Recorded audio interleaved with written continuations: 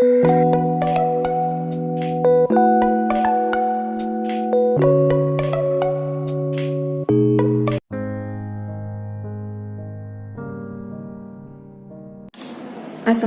warahmatullahi wabarakatuh.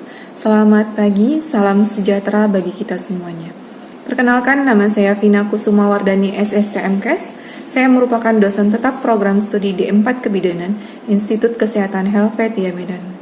Pada video kali ini, izinkan saya menjelaskan tentang kewajiban saya sebagai dosen dalam menjalankan Tridharma Perguruan Tinggi, khususnya bidang pengajaran.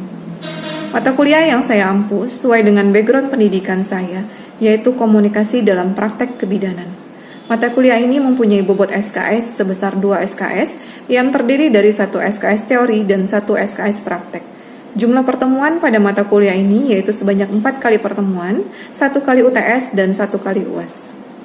Mata kuliah ini membahas tentang penerapan komunikasi interpersonal dan konseling dalam lingkup praktek kebidanan dengan memperhatikan aspek budaya yang didasari dengan filosofi, etiko-legal, keilmuan yang menekankan pada upaya promosi kesehatan dengan menitik beratkan pada pemberdayaan individu, keluarga, kelompok, dan masyarakat untuk memelihara dan meningkatkan kesehatan.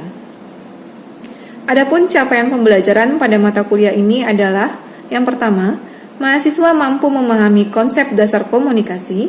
Yang kedua, mahasiswa mampu memahami bentuk komunikasi. Yang ketiga, mahasiswa mampu mengaplikasikan konseling yang baik dalam melakukan praktek kebidanan. Yang keempat, mahasiswa mampu memahami hubungan antar manusia. Yang kelima, mahasiswa mampu mengaplikasikan komunikasi efektif secara komprehensif dalam praktek kebidanan. Yang keenam, mahasiswa mampu mengaplikasikan komunikasi terapeutik dalam pelayanan kebidanan. Yang ketujuh, mahasiswa mampu mengaplikasikan komunikasi interpersonal dan konseling. Yang kedelapan, mahasiswa mampu menganalisis tindakan yang dilakukan dalam melakukan komunikasi dengan orang yang belum dikenal. Yang kesembilan, mahasiswa mampu mengaplikasikan pengambilan keputusan yang tepat dalam komunikasi interpersonal. Yang ke-10, mahasiswa mampu mengaplikasikan proses konseling. Dan yang terakhir, mahasiswa mampu mengaplikasikan strategi dalam menghadapi kelompok peserta yang kurang mendukung dalam kelancaran kegiatan. Adapun materi yang saya sampaikan pada mata kuliah ini meliputi yang pertama, konsep dasar komunikasi. Materi yang diajarkan terdiri dari pengertian komunikasi, unsur-unsur komunikasi, tujuan dan fungsi komunikasi, serta komponen komunikasi. Yang kedua, bentuk komunikasi. Materi yang diajarkan komunikasi massa, komunikasi interpersonal, komunikasi intrapersonal, dan komunikasi kelompok. Yang ketiga, konseling. Adapun materi yang diajarkan terdiri dari pengertian konseling, langkah-langkah dalam konseling, fungsi konseling, bidang konseling kebidanan, teknik melakukan konseling, dan keterampilan dasar konseling. Yang keempat, hubungan antar manusia. Materi yang diajarkan terdiri dari pengertian, tujuan hubungan antar manusia, teori model Johari Windows, dan kualitas hubungan antar manusia. Yang kelima, hukum komunikasi efektif. Yang keenam, proses komunikasi efektif. Yang ketujuh, pengertian komunikasi interpersonal dan konseling. Yang kedelapan, faktor penghambat komunikasi interpersonal dan konseling. Yang kesembilan, pengaruh pemahaman diri proses komunikasi interpersonal dan konseling. Kemudian yang ke-10, komunikasi dengan orang yang belum dikenal, pemberian informasi efektif saat-saat sulit dalam penerapan komunikasi interpersonal dan konseling, prinsip dasar konseling, karakteristik bidan sebagai seorang konselor, kemudian proses dan praktek konseling, perbedaan konseling dan pemberian nasihat, dan yang terakhir, membangun tim atau kelompok dan strategi menghadapi kelompok peserta yang kurang mendukung kelancaran kegiatan. Sistem pembelajaran yang digunakan dalam mata kuliah ini yaitu adalah direct interaction atau pembelajaran langsung, di mana saya sebagai dosen melakukan pendekatan secara langsung kepada mahasiswa dengan pendekatan deduktif yang artinya dosen memberikan informasi kepada mahasiswa. Jumlah pertemuan dalam mata kuliah ini terdiri dari 14 kali pertemuan. Metode pembelajaran yang saya gunakan yaitu terdiri dari metode ceramah dan tanya jawab, diskusi, simulasi atau bermain peran, dan metode demonstrasi. di mana pada saat melakukan simulasi bermain peran atau role play, saya membagi kelompok masing-masing mahasiswa yang terdiri dari 3 sampai 5 orang. Kelompok tersebut membuat skrip naskah berupa kasus kebidanan, kemudian mahasiswa mempraktekkan langsung bagaimana melakukan komunikasi sesuai dengan skrip yang telah dibuat untuk memecahkan masalah atau kasus kebidanan tersebut. Pada tahap awal, sebelum melakukan pembelajaran, saya membuat kontrak perkuliahan bersama dengan mahasiswa sebagai kesepakatan yang akan dipedomani dalam proses pembelajaran. Kontrak perkuliahan yang dibuat berupa manfaat mata kuliah, deskripsi mata kuliah, kompetensi yang diharapkan, strategi perkuliahan, buku acuan atau referensi yang digunakan, kriteria penilaian, jadwal perkuliahan, dan tertib perkuliahan. Penilaian yang saya lakukan dalam bentuk harian, kemudian tugas, UTS, dan ujian akhir semester. Adapun masing-masing bobot dari penilaian tersebut, harian sebesar 10%, tugas sebesar 20%, ujian tengah semester sebesar 30%, ujian akhir semester sebesar 40%. Berikut video pembelajaran pengajaran yang saya buat sesuai dengan mata kuliah yang saya ambil. Hasilkan dari sebuah komunikasi, ada feedback positif, ada feedback negatif, ada zero feedback. Feedback positif yang seperti apa? Bagaimana respon ibu tadi menerima informasi yang diterima. Nah, kalau kita intinya merubah sikap, berarti informasi yang diterima itu harus feedbacknya ya positif. Oh iya ya Bu ya. Berarti selama ini saya salah dalam mengkonsumsi makanan, makanya itu saya ketika makan sangat mual atau yang masuk ke dalam mulut saya itu keluar lagi. Berarti saya makannya harus sedikit tapi sering. Bisa disampaikan yang seperti itu. Jadi feedbacknya positif. Kalau negatif gimana? Aku sama aja Bu, mau makan apa aja tuh kayak gitu juga ya. Itu negatif. Sama kalau kalian curhat, akalnya yang salah. Kalau tentang apa kayak gitu. Kan gitu kita ngomong kadang sering gitu. Itu feedback ya negatif. Padahal kita harapkan apa? Saran. Tapi kadang-kadang ada kawannya yang kadang-kadang ya begitulah jawabannya. Ya kan? Kawannya kadang-kadang ya gitu. Jadi dia suka memberikan feedback yang negatif, alasan komunikasi nggak tersampaikan dengan baik. Dan ada zero feedback itu ketika komunikasi yang dihasilkan tak menimbulkan ekspresi sama sekali, tak menimbulkan reaksi sama sekali, ya diam aja. Ketika kita cerita, yang ada ekspresi, mau feedback positif atau negatif nggak ada sama sekali. Jadi diam ini antara mengerti dan tidak. Sama kalau saya tanya kalian, ada pertanyaan? Ya. Antara mengerti, tidak mengerti, dan tidak mau sombong. Bisa jadi. Nanti saya tanya dibilang sombong. Saya aja sih yang tanya, ya kan kali. Tujuannya memberikan kemudahan dalam memahami peran yang disampaikan antar pemberi dan penerima pesan sehingga tercipta feedback yang bisa terus. Tercipta feedback yang baik antar pemberi dan penerima pesan. Jadi udah tahu tujuannya untuk apa. Yang kita harapkan feedbacknya positif. Ada beberapa faktor yang mempengaruhi komunikasi. Nah, kalau kita lihat di sini, bilang tangan dulu jangan masuk. Beberapa faktor yang mempengaruhi komunikasi efektif. Yang pertama adalah pesan yang dirancang dan disampaikan sedemikian rupa sehingga dapat menarik perhatian komunikasi.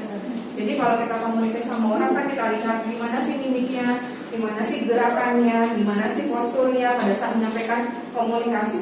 Pada saat menyampaikan komunikasi, kalau misalnya kita komunikasi, kok ngapain hari ini? Ada yang ngapain?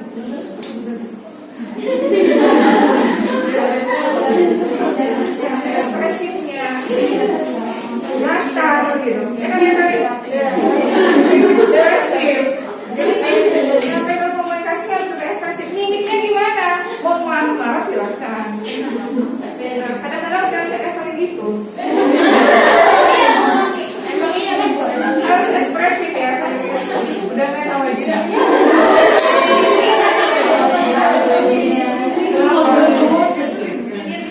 Kemudian pesan harus menggunakan lambang-lambang tertuju pada pengalaman yang sama. Nah, antar komunikator dan komunikan sehingga sama-sama saling mengerti. Lambang ini bentuknya bagaimana? Contoh misalnya, ketika kita menghilangkan udah, kita geleng apa ngangguk? Geleng. Ada nggak bilang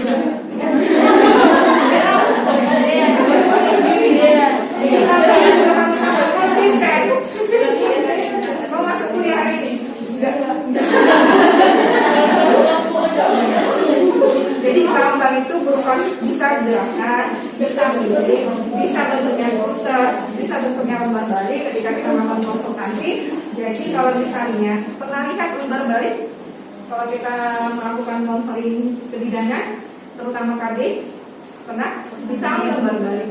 Kalau kalian pernah di lab, itu ada sebuah kayak kalender. Kalender meja itu kan namanya lembar balik. Ya kalau di maju-maju kan lembar balik. Aju. Kalau dibalikkan kalau lembar balik.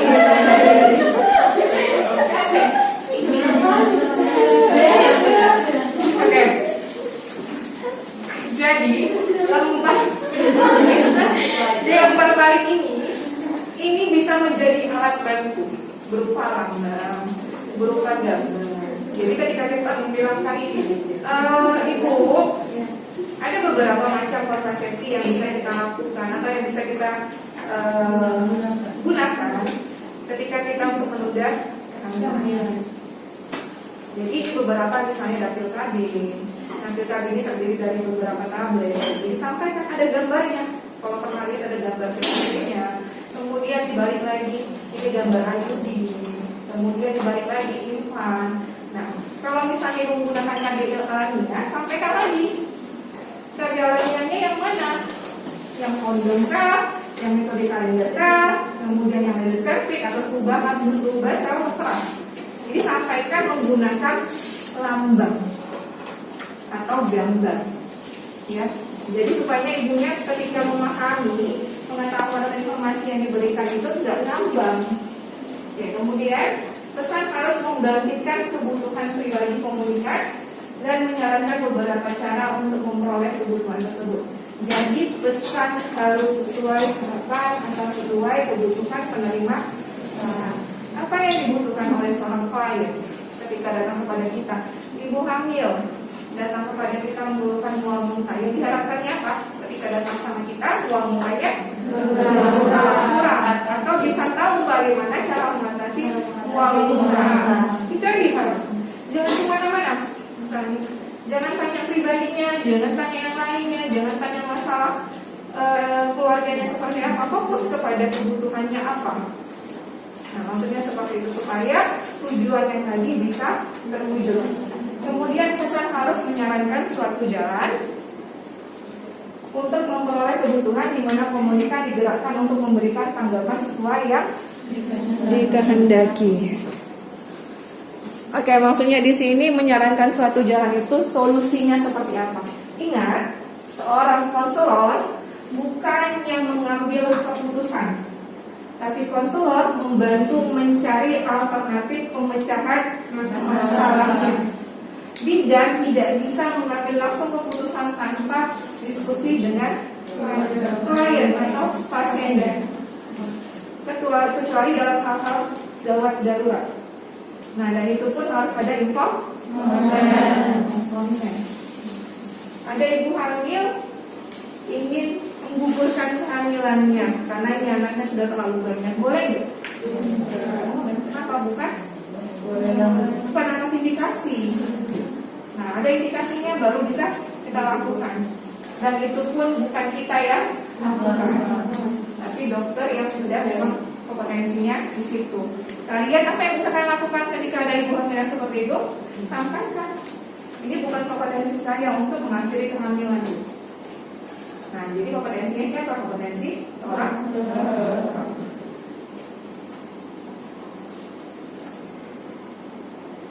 Komunikasi dapat dikatakan efektif apabila memenuhi tiga hal. Yang pertama, pesan dapat diterima dan dimengerti serta dipahami sebagaimana yang dimaksud oleh pengirimnya. Pesan yang disampaikan oleh pengirim dapat disetujui oleh penerima dan ditindaklanjuti. Ingat, ditindaklanjuti. Jangan iya aja, tapi enggak dilanjutkan.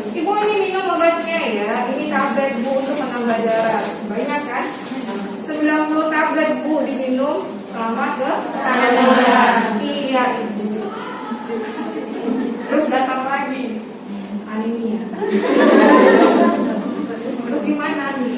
Bisa berarti berarti iyanya di mulut tapi tidak ditindak oleh si penerima pesannya.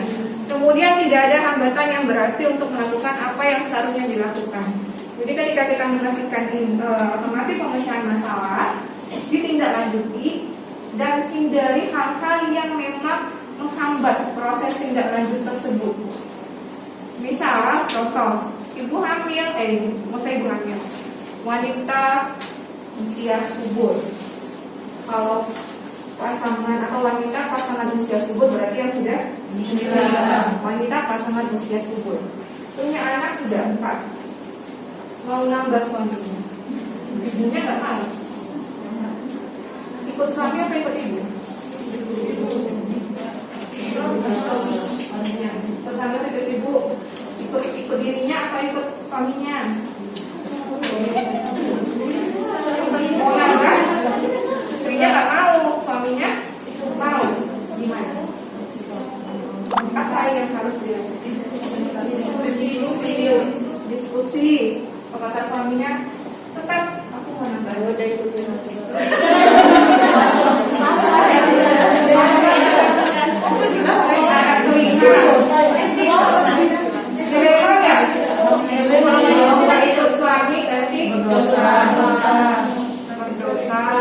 Nanti suaminya cari istri.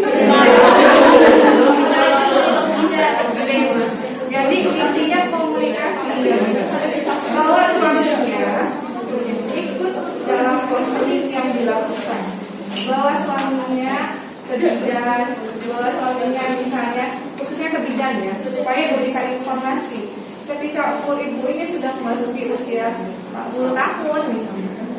Ketika ibu hamil maka resikonya tinggi. Apa yang akan terjadi? Nah mungkin pemahamannya seperti itu ketika komunikasi tidak menemukan jalan keluar. Nah itu yang harus dilakukan.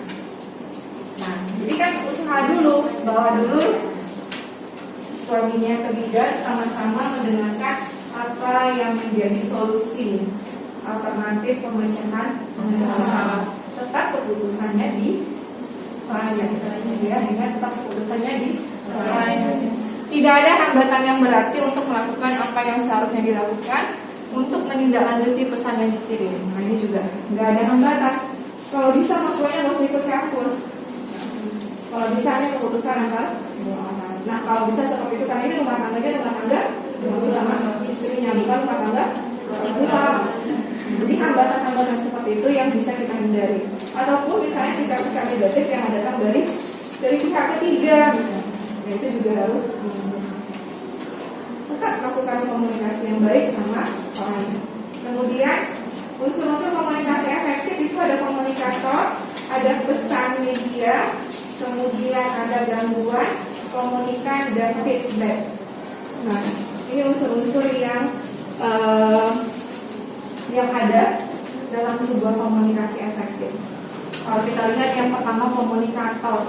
Komunikator adalah orang yang menyampaikan komunikasi. Komunikan adalah orang yang menerima komunikasi.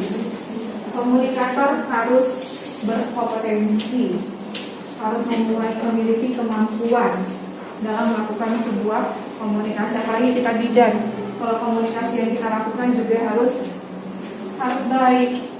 Kalau kliennya marah jangan ikut-ikut marah. Kalau kliennya nangis jangan ikut-ikut nangis. Yang bisa kita lakukan adalah empati. Empati turut merasakan apa yang dirasa tanpa ikut larut ke dalam permasalahan yang dialami. Nah, jadi kalau misalnya nangis, kok mana dapat pasiennya nangis. Jadi saya juga sedih. Boleh sedih, tapi sikapnya itu ke empati, lebih ke peduli dan membantu ibunya untuk mencari pemecahan masalah. Kemudian intonasi, simbol mimik, simpati dan empati dari komunikannya. Pesan yang disampaikan ini sesuai dengan kebutuhan. Kemudian media, kemudian gangguan-gangguan, kemudian komunikan, latar belakang. Ini juga sering menjadi masalah. Komunikan, latar belakang dari seorang pasien ini kadang yang sering dipakai itu. Bahkan misalnya pasien ini punya hubungan yang tidak baik dengan kita di masa lalu. Kemudian karena kita yang sering nggak mau lah kita obati, jadi ekspresi kita pun tidak enak sama pasiennya. Mungkin ini merupakan mantan pacar, entah itu misalnya istrinya mantan pacar, entah itu keluarga dekat yang mungkin hubungannya nggak baik, jadi tidak boleh dibedakan. Kemudian pengaruhnya ini yang terakhir lagi feedbacknya. Jadi keenam unsur ini sangat penting dalam sebuah komunikasi efektif. Empati, lebih keras, kemudian audible, mendengarkan. Bagaimana seorang komunikan dan komunikator saling mendengarkan satu sama lain. Clarity, kejelasan informasi yang disampaikan. Jadi jangan ngomongnya harus jelas. Ya, kita sampaikan A, yang harus kita sampaikan A. Jangan kita sampaikan A yang dipahami oleh seorang komunikannya nanti B. Ini bisa salah persepsi atau miskomunikasi. Humble, rendah hati, ya, rendah hati. Rendah itu gimana contohnya? Rendah diri. Rendah hati ketika ada seorang komunikan atau klien datang, sikap yang ditunjukkan boleh dengan ramah. Kemudian tidak meninggikan suara. Kemudian ketika cerita kita tidak membangga-banggakan apa yang di diri kita, tidak sombong. Nah, itu yang dimaksud dengan rendah. Komunikasi efektif juga ada namanya verbal efektif dan non verbal. Jadi komunikasi verbal dan non verbal. Masih ingat verbal itu apa? Bentuknya berupa kata-kata. Non verbal bentuknya yang bentuk ekspresi, ya. Jadi di sini kita lihat bentuknya penampilan fisik, sikap tubuh, ekspresi wajah, sentuhan. Sentuhan ini ya, jangan disentuh-sentuh. Maksudnya ketika dia nangis, sabar ya Bu, sentuh pundaknya atau pegang nafasnya. Saya yakin masalah yang ibu hadapi berat, tapi yakinlah ya pasti akan ada jalan keluar. Oke. Hal yang perlu diperhatikan dalam komunikasi efektif ini yang terakhir, berkomunikasi pada suasana yang menguntungkan. Maksudnya di sini kondisi dan situasinya nyaman, ya, tidak berisik, tidak panas, tidak terlalu dingin. Jadi kondisinya menguntungkan kalau seperti itu. Kemudian menggunakan bahasa yang mudah ditangkap dan dimahami. Jangan menggunakan istilah-istilah yang sulit. Ibu hamil mungkin nggak tahu itu emesis gravidarum apa. Nah, bahasa awamnya apa? Ibu hamil nggak tahu itu eklamsi itu apa. Apa ya bahasa awamnya?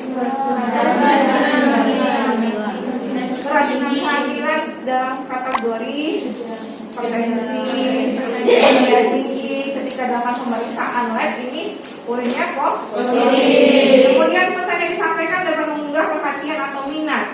Jadi ini juga kembali lagi ke yang verbal yang ditunjukkan. Komunikasi itu harus ekspresif. Komunikasi itu harus bagaimana mimik yang disampaikan, harus konsisten, bagaimana apa yang harus dilakukan. Nah, juga itu harus perlu diperhatikan. Kemudian pesan dapat mengunggah di pihak komunikan yang dapat menguntungkannya. Pesan dapat menumbuhkan sesuatu penghargaan atau reward. Penghargaan dan reward ini bisa dalam artian solusi, ya, solusi pemecahan masalah. Ya, jadi yang diharapkan itu tercapai.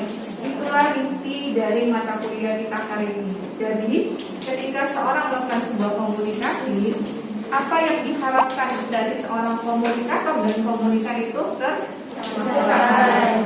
Nah, sampai di sini ada yang mau ditanyakan? Ada yang mau ditanyakan? Tidak ada. Oke, untuk minggu depan ada tugas yang Ibu sampaikan. Sebelumnya kita saksikan dulu. Ada video. Ini ambil hikmahnya, ya. Ambil hikmahnya, ambil bahasannya apa dari video.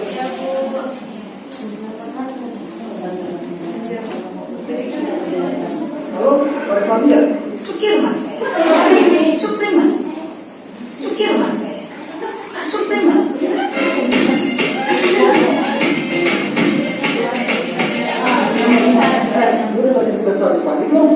Ya, belum bawa korek.